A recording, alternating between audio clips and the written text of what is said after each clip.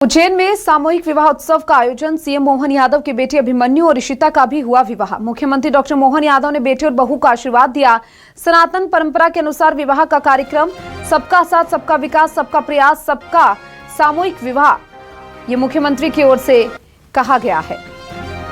उज्जैन में सामूहिक विवाह उत्सव का आयोजन किया गया, जिसमें मुख्यमंत्री के छोटे बेटे अभिमन्यु का भी विवाह संपन्न हुआ है। ऋषिता के साथ अभिमन्यु का विवाह संपन्न हुआ। सीएम मोहन यादव के बेटे अभिमन्यु और ऋषिता का भी विवाह हुआ।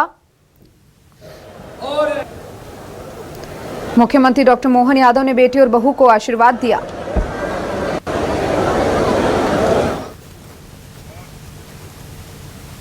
सौभाग्य है, ये बाबा महाकाल की नगरी है, काल की नगरी है, और काल की नगरी सबका जीवन नियत है ये भी बताती है, जिसके माध्यम से हमारे जीवन के 16 संस्कार पूरे होते हैं। जन्म से लेकर मृत्यु तक के सारे जीवन के संस्कारों के साथ हमारा अपना जो सनातन संस्कृति का परमात्मा का आशीर्वाद है। अलग अलग प्रकार से भगवान की मर्जी है कि ऐसा विवाह होना चाहिए, और ये हमारे लिए बद्धता और यशस्वी प्रधानमंत्री के जो मूल भाव और स्वभाव के साथ जो वाक्य है, सबका साथ, सबका विकास, सबका विश्वास, सबका प्रयास, ये और सबका एक साथ ऐसा सामूहिक रूप से, तो यहाँ जो नव दंपत्ति है वो सभी समाज वर्ग से है, जिसमें हम अपने लिए गौरव की बात है।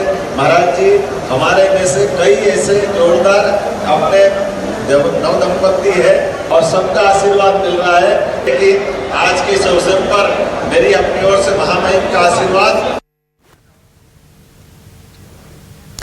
उज्जैन से खबर है, सामूहिक विवाह उत्सव में पंडित धीरेन्द्र शास्त्री शामिल हुए। पंडित धीरेन्द्र शास्त्री ने सीएम के बेटे बहू दोनों को आशीर्वाद दिया। पंडित धीरेन्द्र शास्त्री ने सीएम मोहन यादव के आयोजन की तारीफ भी की है। और देखिए, ये जो कार्यक्रम आज आयोजित किया गया है, सामूहिक विवाह सम्मेलन, ये जो रखा गया है, जिसकी हर तरफ तारीफ हो रही है। और ये तस्वीरें भी आपको दिखा रहे हैं।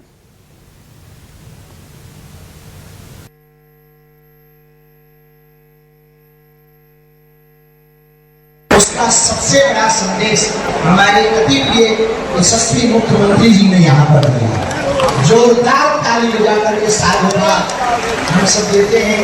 इतनी सहजता के साथ इतना बड़ा संदेश दिया है पूज्य स्वामी जी ने, तो कहा ही है, पूज्य स्वामी जी भी है, अखाड़ा परिषद वाले पूज्य महाराज जी भी है, पूज्य महाराज जी भी विराजमान है, राजपूत के सभी लोग विराजमान है। पूरे भारत को हम एक बात कहना चाह रहे हैं कि ये अभूतपूर्व कार्य है।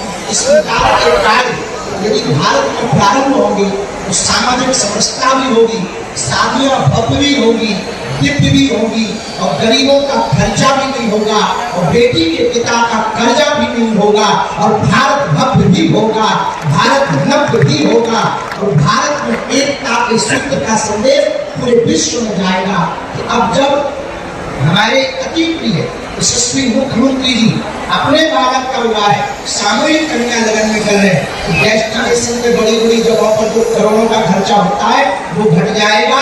एक नया चरण प्रचलन प्रारंभ होगा। तो भैया, हम भी अपने बेटे का विवाह सामूहिक कन्या विवाह में करवाएंगे।